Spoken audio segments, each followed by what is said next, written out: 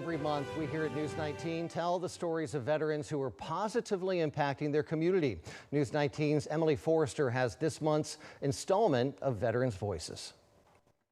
When we think of the sacrifices military service members make, we often think of their time spent in the military. But the consequences of those sacrifices often outlast their time in the military by decades. And that leads to an unbreakable bond between veterans.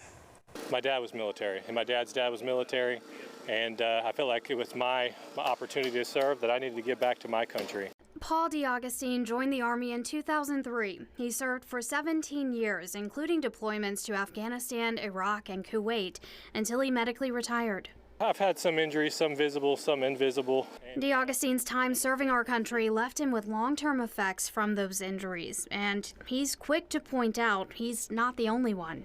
You know, most veterans, we're dealing with something, so there's always a struggle there, and a lot of times it's invisible wounds. But his story caught the eye of a local nonprofit called Bearded Warriors and the Home Depot Foundation. Some of his physical ailments from his military service have kind of gotten in the way of him being able to do as much as he wants to outside, helping his wife and whatnot. Paul, his wife Angela, and their 3 kids live in Hazel Green, and their home and yard needed some repairs. We couldn't do this by ourselves. I physically am unable to do it. My wife, as much as she tries, she just can't. So these are things that are creature comforts of life. That a lot of people, they look past and they don't think about it, but to us, it's a true blessing. The things that we're doing out here are going to help make those tasks a lot easier for him when he's able to, and then for his wife Angela when she's doing them with the kids. Some projects included building new play sets for the girls and a new shed, along with regrading the yard to prevent flooding problems they've had recently.